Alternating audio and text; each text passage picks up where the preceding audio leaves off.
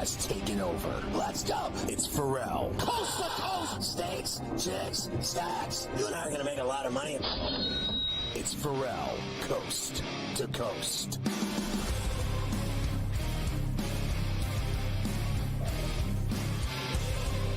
It's Ferrall on the bench, coast to coast, in the biggest way possible. Hanging out. The bad seed, the bad apple with a bad attitude. We are live in New York City.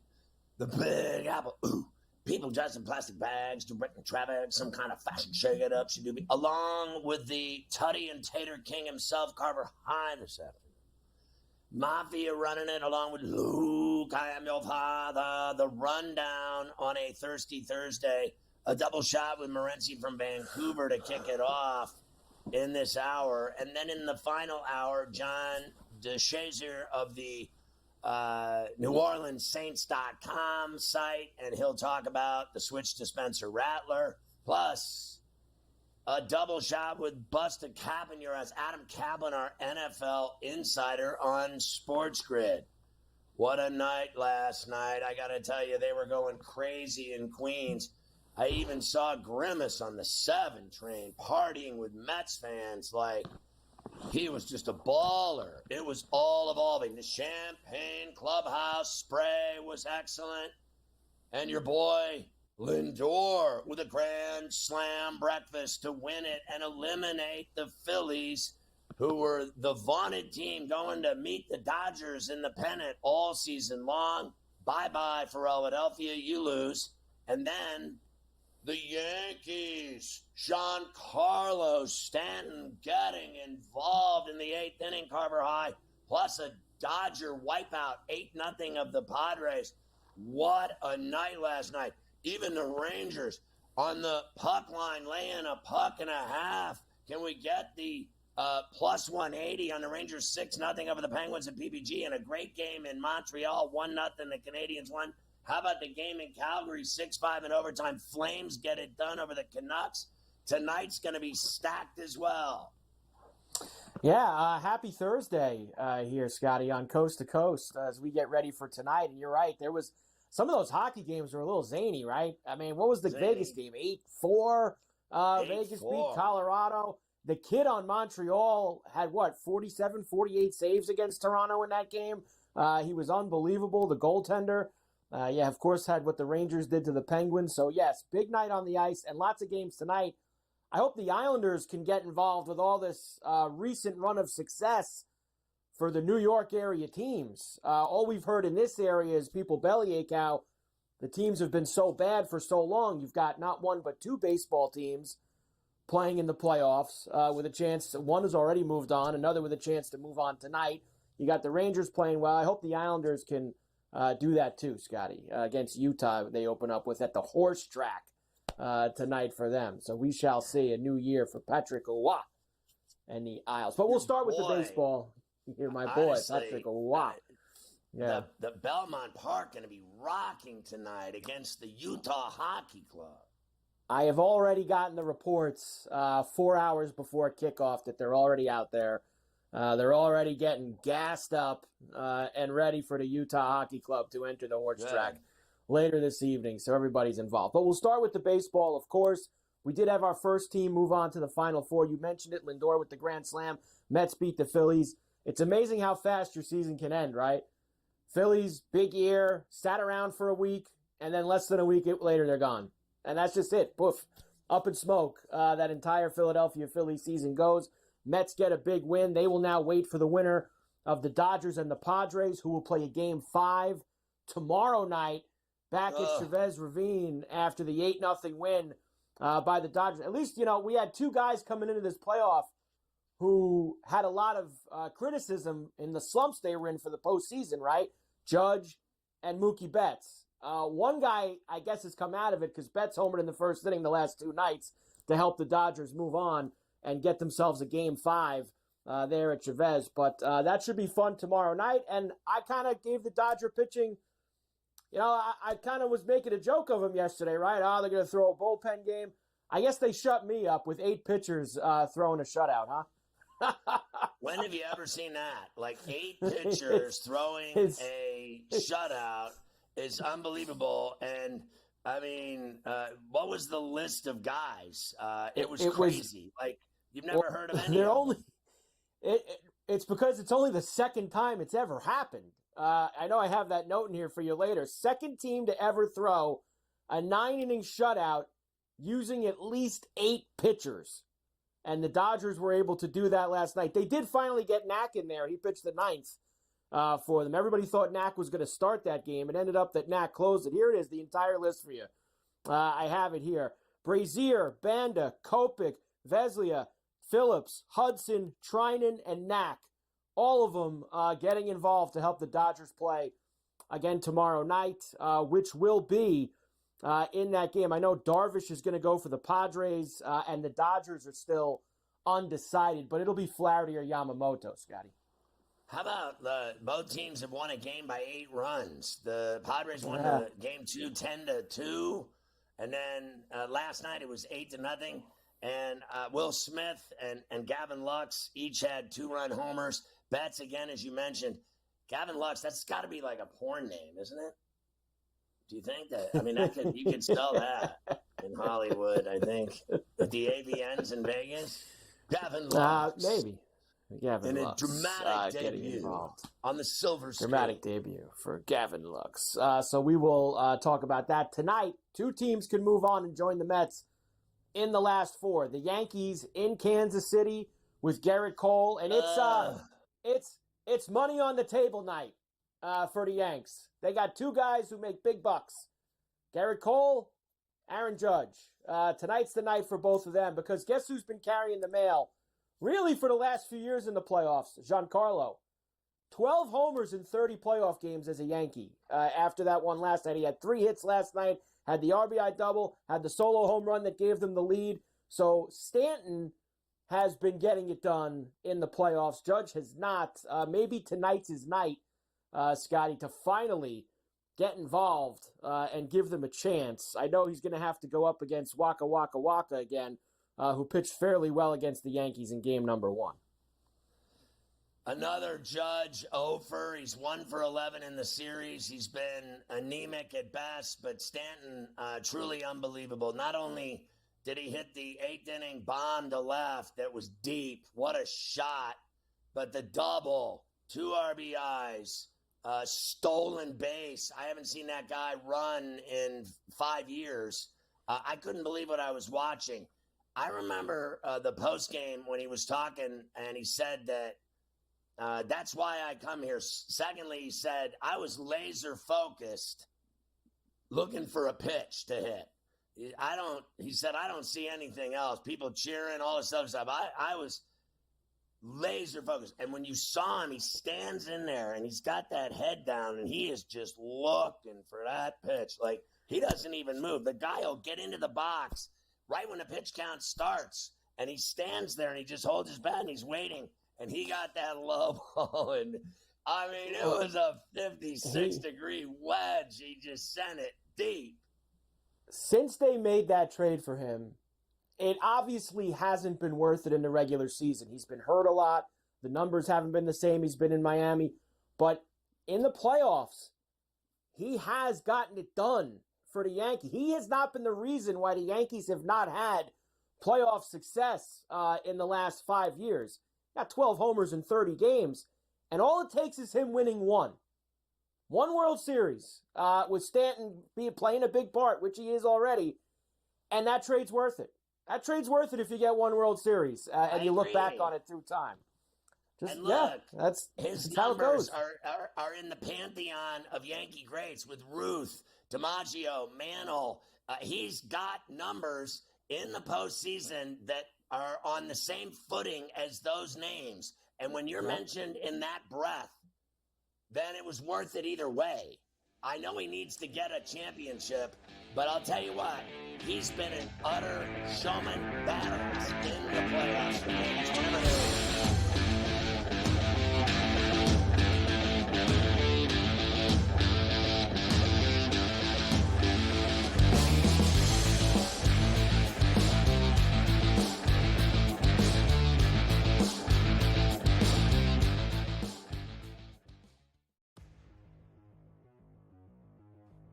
All right, everybody, it's time to make some deals here. George Kurtz and I have some buy lows and sell highs. Jalen Waddle of the Miami Dolphins, along with Tyreek Hill, you can put both these guys in the same bucket. They might have another down week here. If they do, you've got the bye and then another week to wait until you get to a Tagovailoa. I'm thinking long term here. If I am a team right now that's sitting at 4-0, 3-1, and I get another win this week, to me, that's the perfect time to start looking ahead to the future and looking ahead specifically to those Dolphins wide receivers, because I do believe once Tua comes back, that those guys can go right back to being top fantasy performers. This is the window. It'll probably last regardless of whatever they do this week, another week, because of the looming bye, where people can't then start them in the frustration of that setting in, and maybe even the desperation of loss after loss as guys like Waddle and Hill are not returning their investment. So I'm buying both of these guys. Are you buying either Miami Dolphin wideout? Now, this depends on what you believe in. Joe obviously believes that Tua's coming back every so do I. All right, but keep that in mind. There's been no word that this is the fatal. All right, he's out of concussion protocol, so he's already past that. He is talking to a million neurologists. Smart, that's what he should be doing here. But from what we've heard, no one's told him, no doctor's told him you should retire, or that you have to retire. Due to these concussions. So I think Tua does return. I do. So yes, I would be willing to acquire. This is where you look at the pounds. All right, if you want Hill or Waddle, you're praying today's going to go, and then they have off next week. And you look at the record. Oh, you're 1-4. You can't wait. You can make a good deal here. All right, especially if you're a team that's 4-1, 5-0, whatever it might be.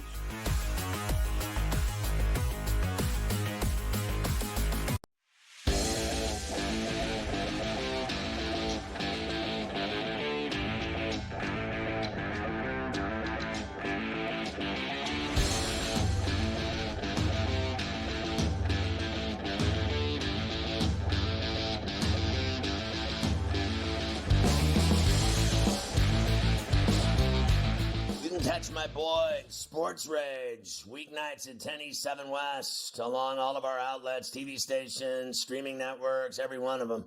Radio stations, satellite radio, channel 159 on Sirius XM. You can catch Gabe Morency on Coast to Coast every day, a double shot right here from Vancouver. And he's already, it sounds like to me, penciling in Dodgers, Mets in the NLCS. Quite a performance last night, Gabe. They pulled a Tigers and had 8 relievers, 8, count them, Brazier, Banda, Kopech, Vesia, Phillips, Hudson, Trinan, and Knack all go at least an inning and shut out the Padres at Petco and shut down that 47,000 fans. You would thought you were at a funeral. I'll tell you what, Dave Roberts gets heavily criticized, but I think that might have been his best managerial performance ever as the manager of the Los Angeles Dodgers. That's very difficult, Scott, when you pitch 8 different pitchers. Bullpen game. Now, listen, the offense helped out, right? So they got the lead, and they had to get the lead, but he pushed every right button. That's the one thing I don't like about bullpen games. Yeah, it's difficult for the other team because you've always got fresh pitchers throwing heat at them. But at the same point in time, Scott, it's like sitting at a blackjack table and playing 8 hands in a row and expecting to win every time, right? You're going to get a bad hand. Somebody's going to be off. One of the pitchers is going to get hit. Last night, it didn't happen. Gutsy performance. And no, I'm not penciling anything in. We know how dangerous this San Diego team is. I am excited about the prospects of a Dodgers and Mets championship series. I'll tell you that. But game 5s, man, anything can happen. And I'll tell you what, home field doesn't mean anything in baseball. And in fact, historically, in elimination games in Major League Baseball playoff history, the road teams are 66 and 62. So it's pretty much a toss-up after all that. That's not a definitive trend, right? But it's a definitive trend, and home field doesn't mean anything. It's a game. Whether it's played, whatever stadium it's played in really won't have an effect. I don't think, because it's in Dodger Stadium, they're going to win. They're going to win or lose because they pitch well and they hit. But I think it's the best rivalry in baseball right now, Scott. Great, great stuff. And I do find it a little bit comical of San Diego, who talks so much smack, who Manny Machado threw a freaking ball at Dave Roberts in the dugout. And then, San Diego are crying, Scott, because Ken Rosenthal wrote there was something mean about them. And, it's funny. San Diego said the Dodgers are too sensitive. And now they're the ones that banned Ken Rosenthal because Rosenthal, I don't know, he called Tatis a peacock or something like that in one of his columns. But I tell you, in the playoffs, Scott, you've got to dislike the other team, right? The players do, the cities do. It's a real rivalry. But it's sort of like in hockey. You know what I mean? Like, you're a Penguins fan. You play a team you don't really have any beef with in the playoffs. Like, a good example is like the Canucks and Preds last year, Scott, in the playoffs. I had no beef with the Nashville Predators. Why would I have a beef with the Nashville Predators, right? So they played the Canucks in the first round of the playoffs last year. By game 2, Scott, like, I loathed them all. I was like, I hope this guy gets hit in the face with a puck. I hate this guy. I hate them all. I hate their fans. I hate the city. I hate country music. And it took about 2 games to ramp up. And how I feel. I know you love San Diego. I love the city as well. I think they're awesome fans. But right now, I hope the Dodgers just nail them once again and shut their asses up. Yeah, fair enough. I mean, that's obvious. You're a Dodger fan. So you said yesterday that they needed to jump out, and they did that. 1 in the first, 2 in the second, 2 in the third, and the game was over. Chip it away. I think the Mookie Betts factor, he was 0 for 22. What it does for the dugout, it lights up. And don't forget, guys, last night the Dodgers were without Freddie Freeman and Rojas as well. So it's really, that's what I'm saying, it was really an incredible managerial performance. Pushing the right buttons. All right, we'll put Chris Taylor in here. We'll put Kiki Hernandez here. It was like a domino effect with Freeman and Rojas out. They really had to get creative and start moving things around. But at the same point in time, Scott, Shohei Ohtani makes a lot of money, right? I love him. He's supposed to hit home runs. He's supposed to drive people in. Mookie Betts makes a lot of money. Mookie Betts was awesome when the Dodgers won the World Series, and in every postseason since, he's been terrible, right? So now he's suddenly hot right now. I can't wait for this game, bro. It's going to be off the hook. I was really nervous about the game last night. It was one of those, there's a lot of stuff going on in sports, but, man, the Dodgers season's on the line. And now it's all I can think about as well. I'm like, just get to this game tomorrow night. Although we've got some good ones today, and I think both series has come to an end, Scott, today. I think the Yankees are going to get it done, and I think the Detroit Tigers. I'm done betting against the Detroit Tiger team. Tigers in the under, and the Yankees win tonight. So, I thought when I looked at the Dodgers, with Betts does it again and drives in a couple, hits a home run. Teoscar had 2 hits. Will Smith. Muncy had a hit. Smith had a home run, a 2-run shot. Lux had 2 hits, 2-run shot. Kiki had a couple of hits. I mean, every single guy produced. Now, look, I think this game Friday night is going to be kick-ass because I do not believe for 1 minute that the Padres are going quietly in the night. I do not. That lineup of theirs is sickening. And I couldn't fathom what I saw last night. That was the most dominant bullpen game I've ever seen because that team is so good. I cannot believe they got shut out. I think they show up at the Ravine, and it's a crazy game. It's going to be high drama night on Friday night. This series is totally lived up. Hollywood drama, you want it? It should be, you've got it. It should be a documentary about this series and this rivalries in the future. It really is that good. It's that electric.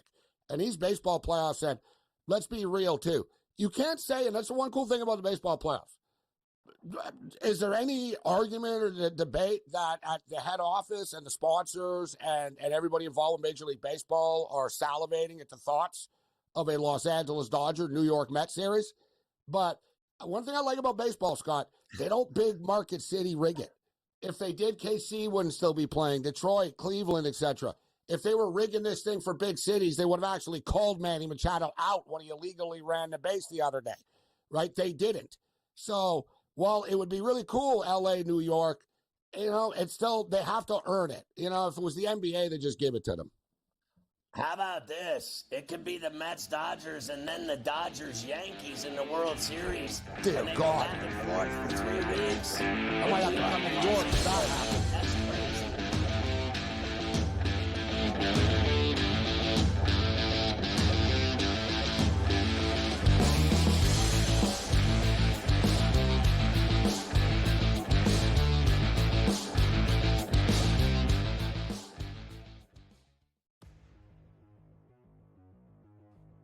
All right, everybody, it's time to make some deals here. George Kurtz and I have some buy lows and sell highs. Jalen Waddle of the Miami Dolphins, along with Tyreek Hill, you can put both these guys in the same bucket. They might have another down week here. If they do, you've got the bye and then another week to wait until you get to a Tagovailoa. I'm thinking long term here. If I am a team right now that's sitting at 4-0, 3-1, and I get another win this week, to me, that's the perfect time to start looking ahead to the future and looking ahead specifically to those Dolphins wide receivers, because I do believe once Tua comes back, that those guys can go right back to being top fantasy performers.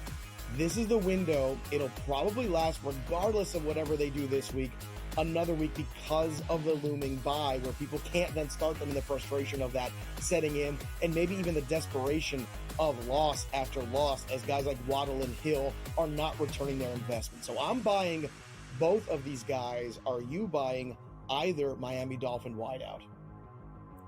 Now, this depends on what you believe in. Joe obviously believes that Tua is coming back everywhere. So do I. All right, but keep that in mind. There's been no word of this is definitive. All right, he's out of concussion protocol, so he's already passed that. He is talking to a million neurologists. Smart, that's what he should be doing here. But from what we've heard, no one's told him, no doctor's told him you should retire, or you have to retire. Due to these concussions. So I think Tua does return. I do. So yes, I would be willing to acquire. This is where you look at the pounds. All right, if you want Hill or Waddle, you're praying today's going to play, and then they have off next week. And you look at the record. Oh, you're 1-4. You can't wait. You can make a good deal here. All right, something real team that's 4-1, 5-0, whatever it might be.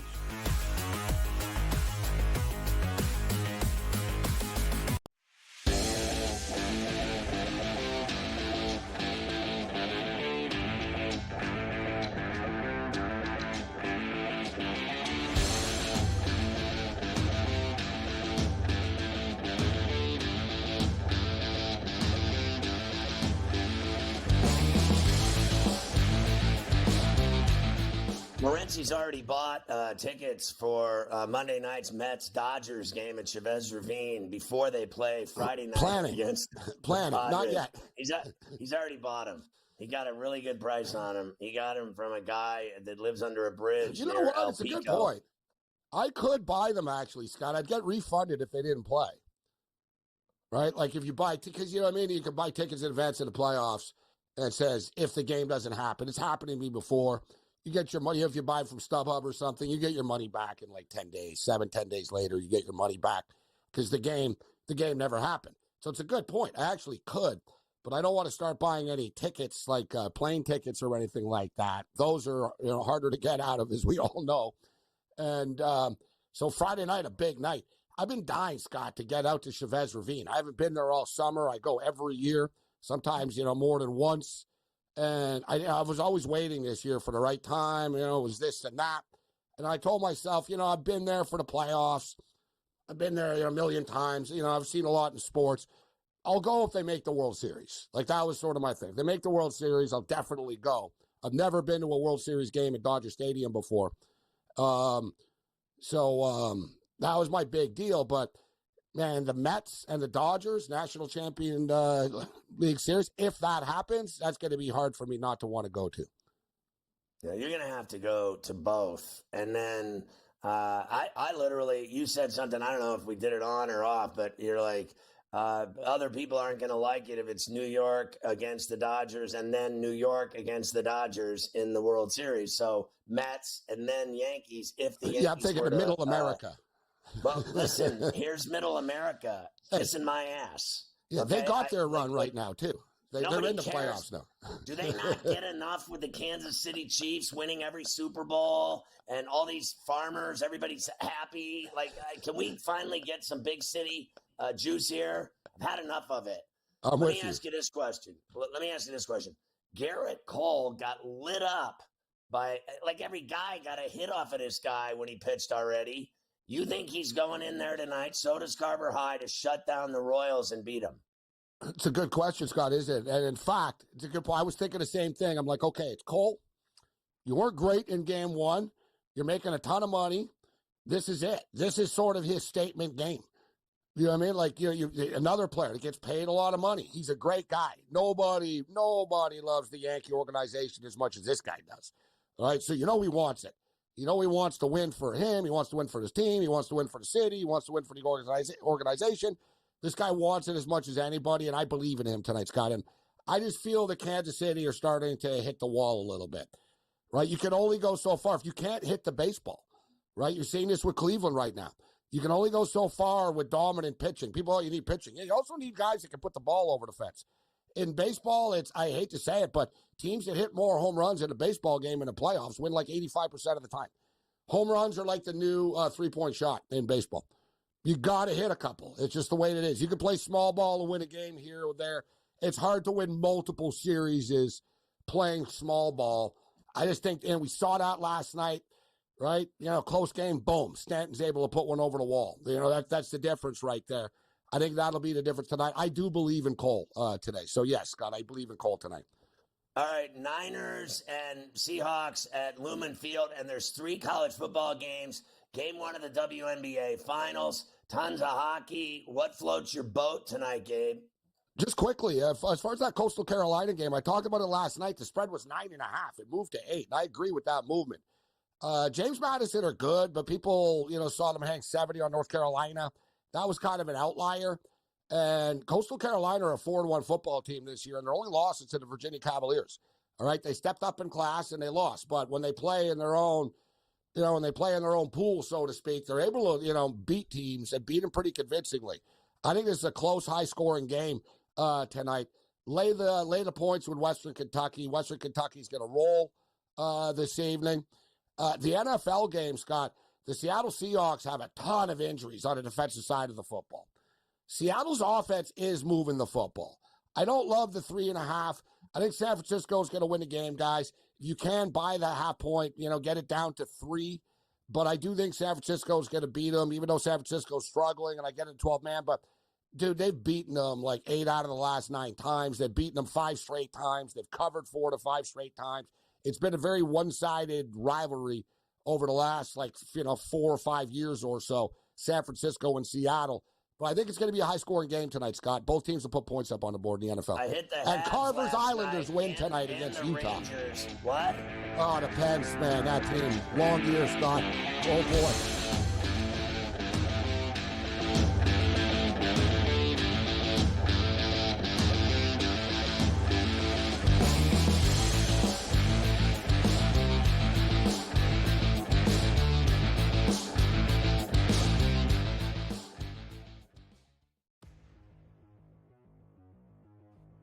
All right, everybody, it's time to make some deals here. George Kurtz and I have some buy lows and sell highs. Jalen Waddle of the Miami Dolphins, along with Tyreek Hill, you can put both these guys in the same bucket. They might have another down week here. If they do, you've got the bye and then another week to wait until you get to a Tagovailoa. I'm thinking long-term here. If I am a team right now that's sitting at 4-0, 3-1, and I get another win this week, to me, that's the perfect time to start looking ahead to the future and looking ahead specifically to those Dolphins wide receivers, because I do believe once Tua comes back, that those guys can go right back to being top fantasy performers. This is the window. It'll probably last regardless of whatever they do this week, another week, because of the looming bye, where people can't then start them in the frustration of that setting in, and maybe even the desperation of loss after loss, as guys like Waddle and Hill are not returning their investment. So I'm buying both of these guys. Are you buying either Miami Dolphin wideout? Now, this depends on what you believe in. Joe obviously believes that Tua is coming back everywhere. So do I. All right, but keep that in mind. There's been no word that this is definitive. All right, he's out of concussion protocol, so he's already past that. He is talking to a million neurologists. Smart, that's what he should be doing here. But from what we've heard, no one's told him, no doctor's told him you should retire, or you have to retire. Due to these concussions. So I think Tua does return. I do. So yes, I would be willing to acquire. This is where you look for pounds. All right, if you want Hill or Waddle, you're praying today's another play, and then they have off next week. And you look at the rankings. Oh, you're 1-4. You can't wait. You can make a good deal here. All right, especially if you're a team that's 4-1, 5-0, whatever it might be.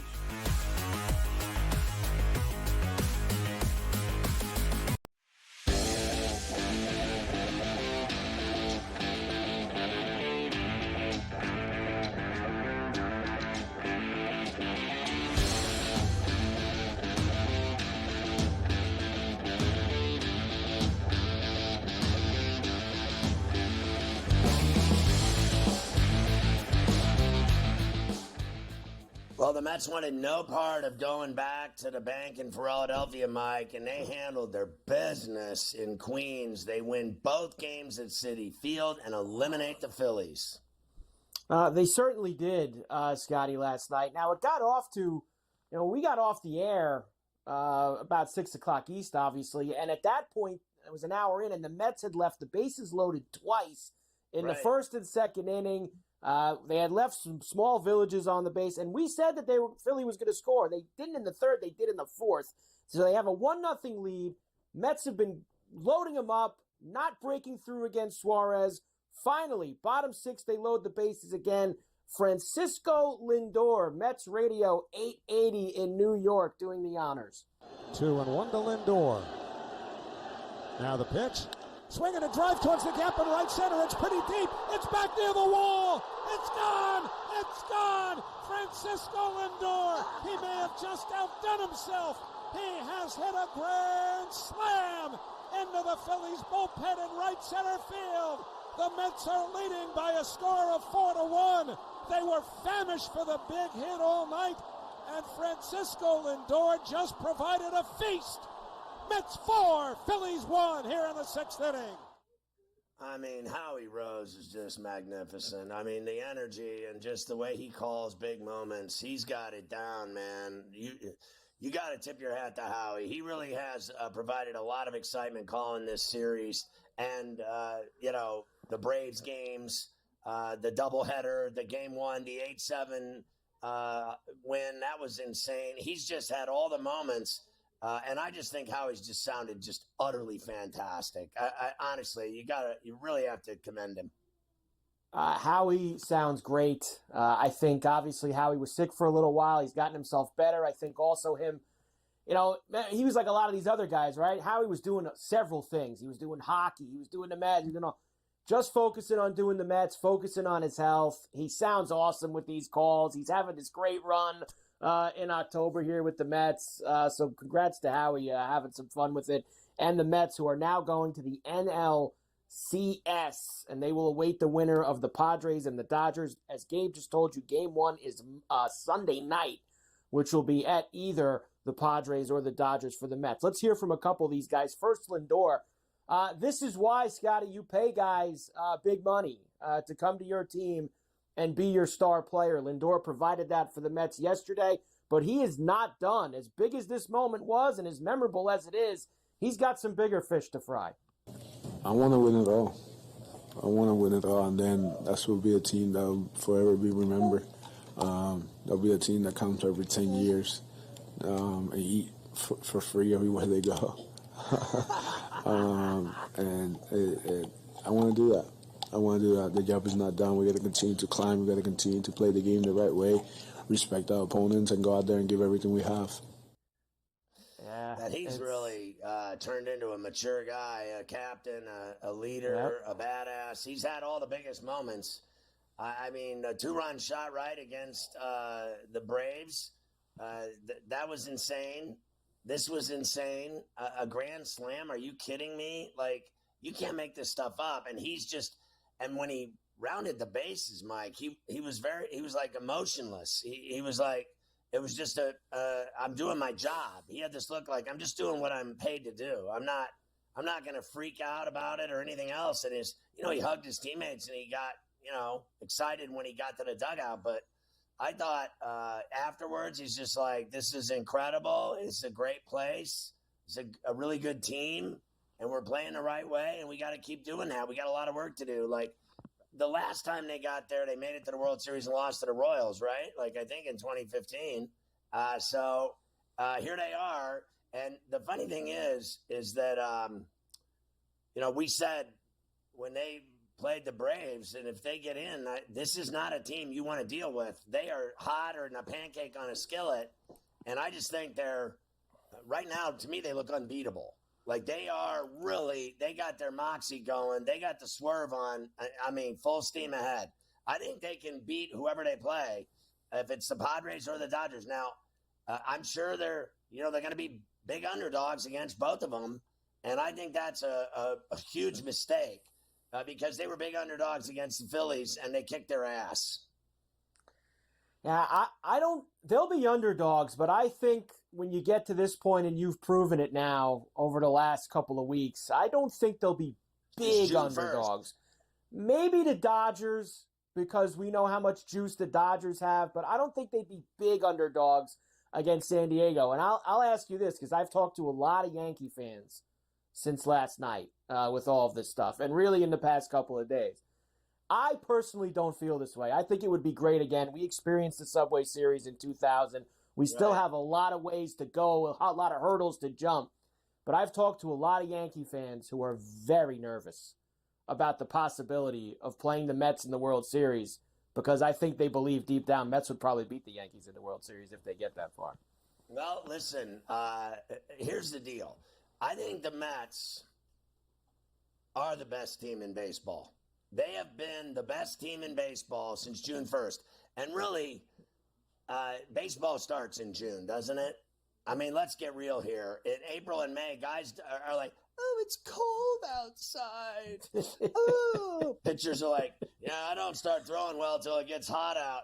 Listen, baseball starts in the summer in June. And from June until now, they have unequivocally been the best team in baseball. And the fact remains that maybe, just maybe, the best team in baseball all season will win it all. They're just the best team in baseball. That's what they're going to do, is go win it all. Because right now, I said it moments ago, no one can beat them. They're winning games. They're pulling games out of their arse. They just find a way. They won't go away. They are the best team in baseball, and they're better than the Yankees. They have better pitching. I'll give you this. The Yankees of late, their bullpen over the last 13 innings has given up not one run.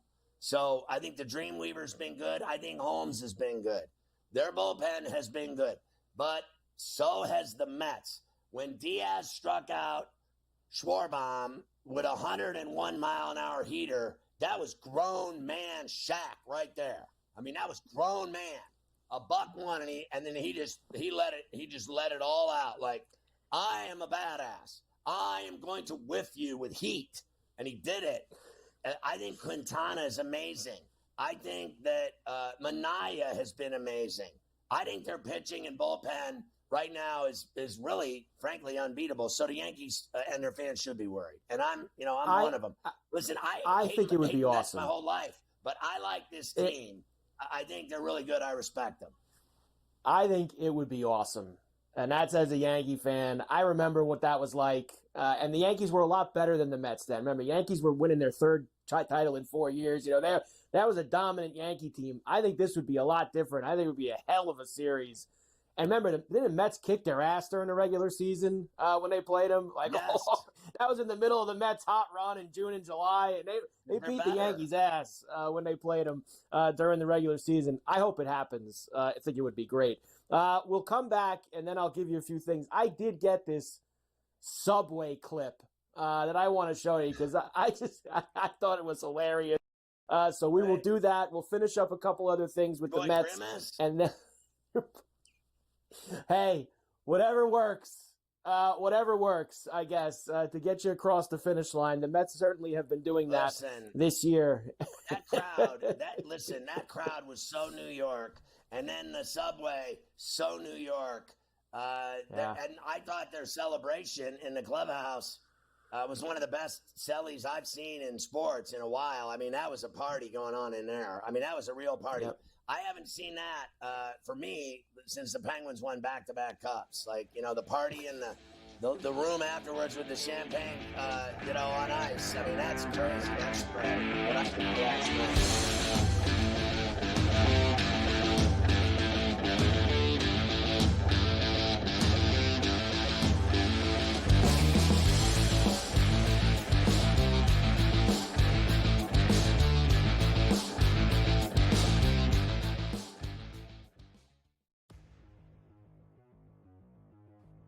All right, everybody, it's time to make some deals here. George Kurtz and I have some buy lows and sell highs. Jalen Waddle of the Miami Dolphins, along with Tyreek Hill, you can put both these guys in the same bucket. They might have another down week here. If they do, you've got the bye and then another week to wait until you get to a Tagovailoa. I'm thinking long-term here. If I am a team right now that's sitting at 4-0, 3-1, and I get another win this week, to me, that's the perfect time to start looking ahead to the future and looking ahead specifically to those Dolphins wide receivers, because I do believe once Tua comes back, that those guys can go right back to being top fantasy performers. This is the window. It'll probably last, regardless of whatever they do this week, another week, because of the looming bye, where people can't then start them in the frustration of that setting in, and maybe even the desperation of loss after loss, as guys like Waddle and Hill are not returning their investment. So I'm buying both of these guys. Are you buying either Miami Dolphin wideout? Now, this depends on what you believe in. Joe obviously believes that Tua is coming back every week. So do I. All right, but keep that in mind. There's been no word of this is the fatal. All right, he's out of concussion protocol, so he's already passed that. He is talking to a million neurologists. Smart, that's what he should be doing here. But from what we've heard, no one's told him, no doctor's told him you should retire, or you have to retire. Due to these concussions. So I think Tua does return. I do. So yes, I would be willing to acquire. This is where you look at the pounds. All right, if you want Hill or Waddle, you're playing today's NFL, and then they have off next week. And you look at the record. Oh, you're 1-4. You can't wait. You can make a good deal here. All right, especially if you're a team that's 4-1, 5-0, whatever it might be.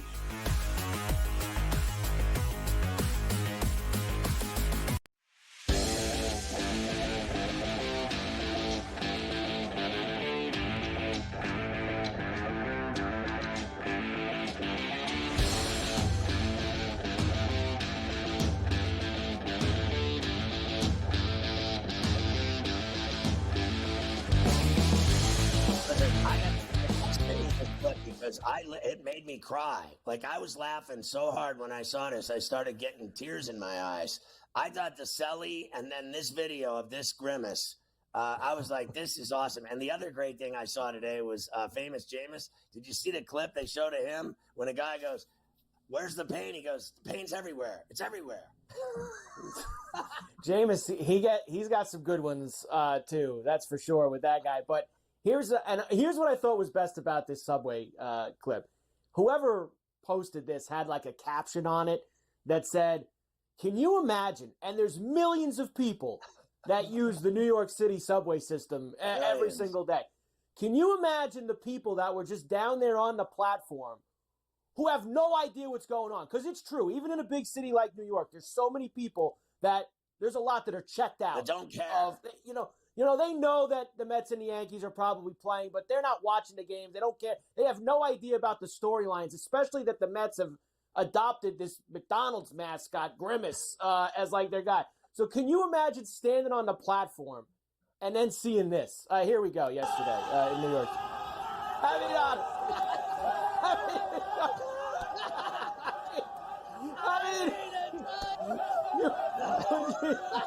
Would you be... That was the greatest thing I ever saw. Would you be looking around for a police? Or like, what's happening here? Why is there a huge purple, somebody dressed in a huge purple suit jumping around with Met fans? But that's New York for you right there. Grimace jumping around on the subway with the Met fans. York, do you see that? I mean, that was crazy. Of course, when there is a winner, there is also always a loser. Scotty, the 95-win Phillies down the drain.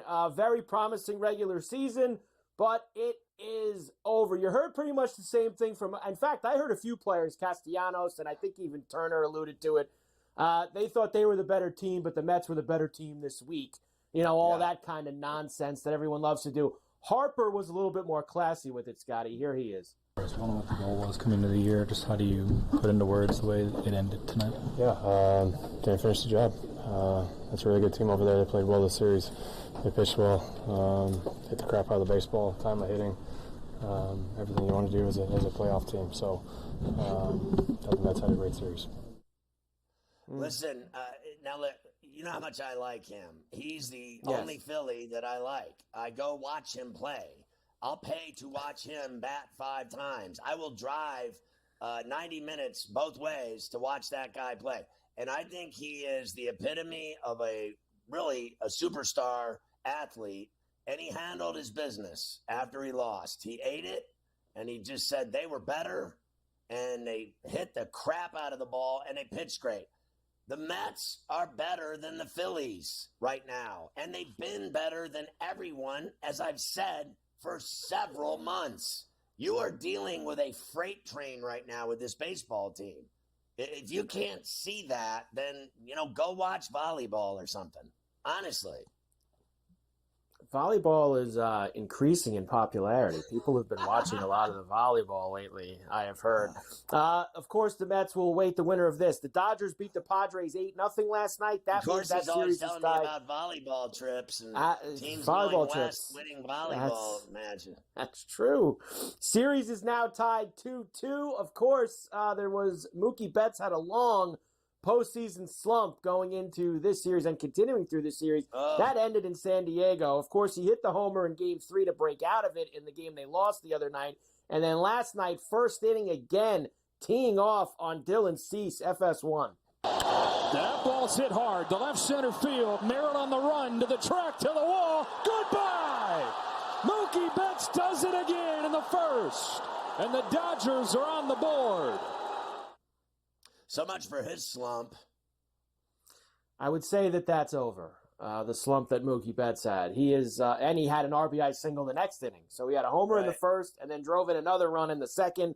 Away the Dodgers go. Second team ever to throw a 9-inning shutout using at least 8 pitchers. And how about this? The Dodgers and the Tigers on Wednesday became the first teams to ever throw a postseason shutout with the starter recording less than 4 outs. So the Tigers and the Dodgers both on Wednesday did bullpen games. Tigers pitched 6 guys, the Dodgers pitched 8 guys, and they both got shutouts. Absolutely amazing. Here is Dave Roberts for you, Scotty. Very proud of his team going back to LA. I think that, when you go through a regular season, a lot of things are sort of calculated and, there's a lot of variables because you're playing for the longer view. But when you get into the postseason, it's a street fight. And it's about people, players, and your desires got to be more than your opponent. And for me, to see our guys go through what they've been through and respond the way they have really makes me excited about Game 5. Yeah, I'm scared to death for Game 5 that the Dodgers are going to win. I want the Padres to win, and I really don't have much else to say about it. Like, making a bet on it is, I think, a dangerous way to make a living, boy. I think the Dodgers have the momentum. I think they have home field. I think they have an unbelievable lineup. I think they prove they have a bunch of no-name pitchers that can pitch an inning or whatever needs to be done. 2 outs, 3 outs, 4 outs, 5 outs.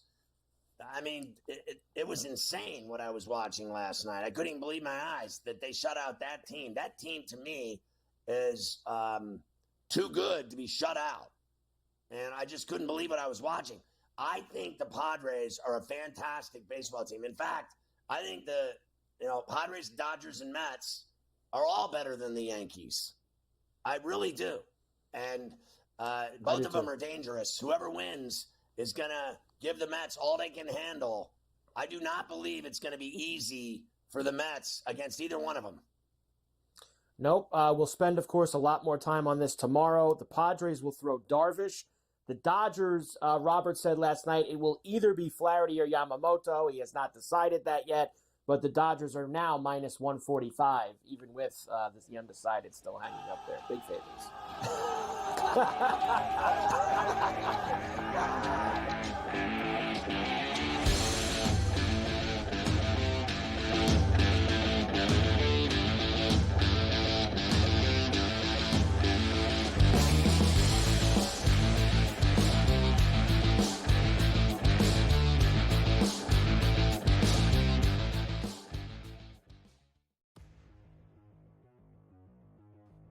All right, everybody, it's time to make some deals here. George Kurtz and I have some buy lows and sell highs. Jalen Waddle of the Miami Dolphins, along with Tyreek Hill, you can put both these guys in the same bucket. They might have another down week here. If they do, you've got the bye and then another week to wait until you get to a Tagovailoa. I'm thinking long term here. If I am a team right now that's sitting at 4-0, 3-1, and I get another win this week, to me, that's the perfect time to start looking ahead to the future and looking ahead specifically to those Dolphins wide receivers, because I do believe once Tua comes back, that those guys can go right back to being top fantasy performers.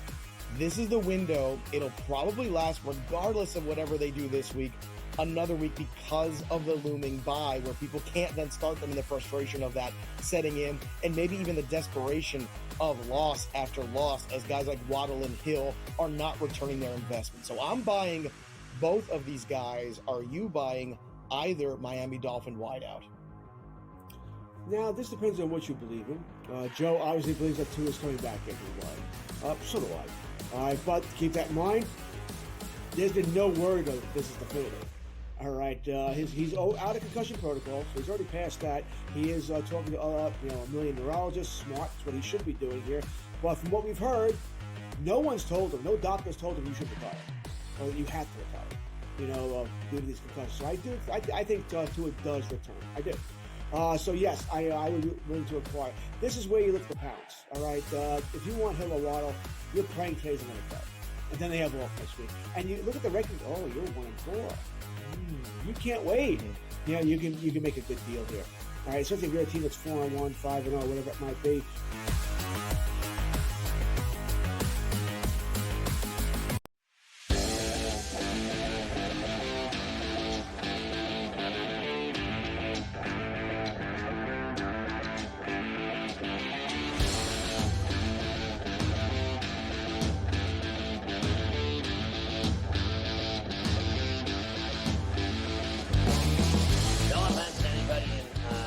Motor City or in Cleveland, but it's almost like they're not even playing.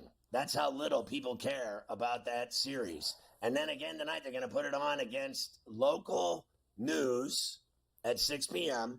and national news at 6:30. Honestly, David Muir will kill that game. He kills everybody. And there's been this hurricane, right? And so people are going to watch the news. People are coming home from work. They're not watching the Tigers and the Guardians. It's unbelievable. It's it's invisible. Yeah, there's, I think, a few reasons for this. I think one is the lack of brand names and star power with those two teams as opposed to everybody else that's still left in the playoffs. And then, today, I don't know why they didn't play at 4 o'clock or even 5 o'clock. The Yankees and Royals are at 8.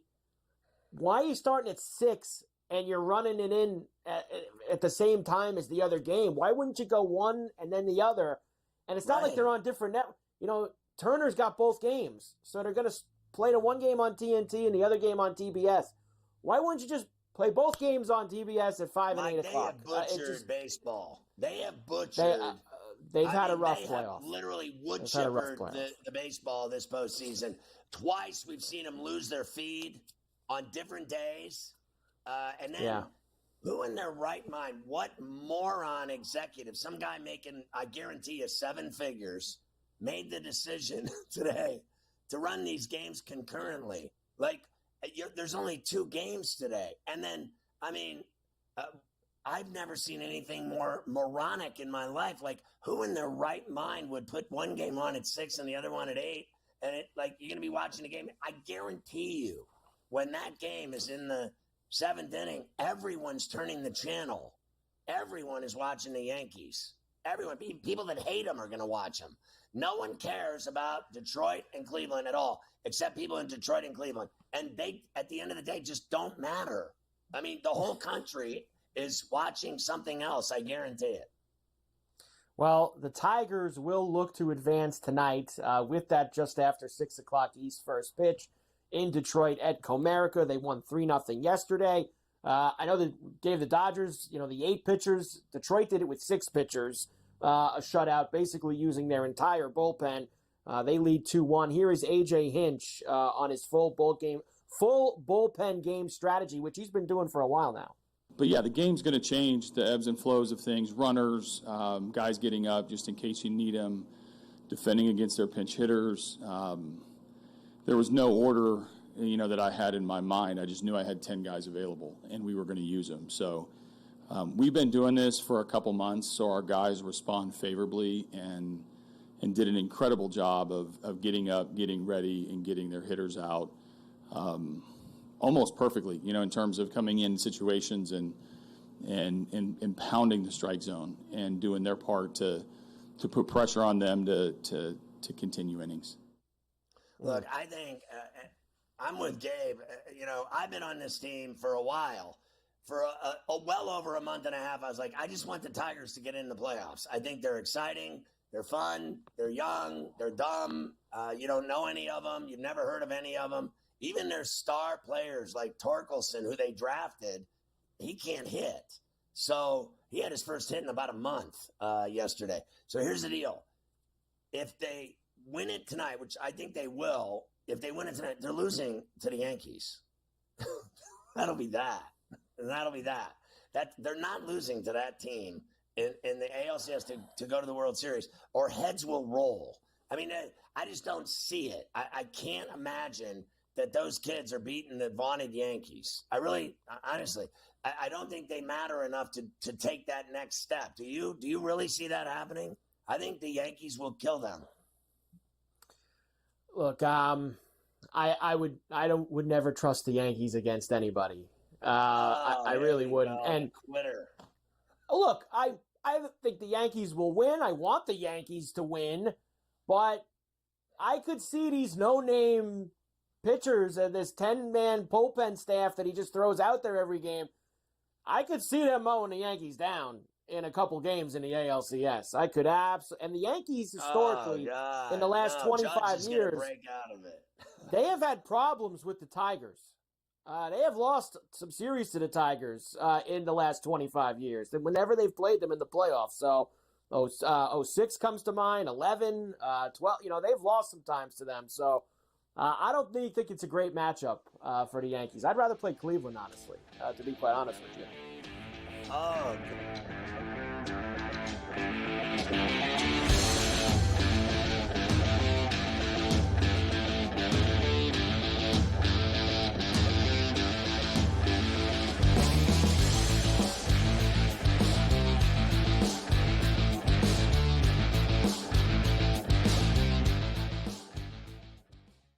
Anyone that's been to a sporting event, the atmosphere before a game, I think Game Time Decisions has that same exact atmosphere. This is our arena. This is what we do. There is going to be an energy to Game Time Decisions that you will feel night in and night out. The excitement you get when you lock your bets in, when you're figuring out what you want to do, we can zone in on the biggest games each night. I want this to be the place that people come to before the games start so they feel as ready as possible to lock in their cards. We are going to hit every single one of those markets that you need to know about. We're going to go through every single thing, and I've got a great team behind me that's going to help me get the job done. There is not going to be a better place, I promise you, than Game Time Decisions to get that new information, react to it, and be able to then bet accordingly. We will have everything at our disposal, and we will use that to our advantage. I'm Kevin Walsh. Tune into Game Time Decisions from 6 to 8 p.m. Eastern on SportsGrid. Your gut says Miami is going to win, and you should take the over. Your gut also said your NFT selfies would only go up in value. They didn't. But your head is on SportsGrid and knows the QB is in concussion protocol. The backup has a 45 QBR against the zone coverage. The New York D has the most sacks in the league. So yeah, trust your head. It's smarter to be on SportsGrid.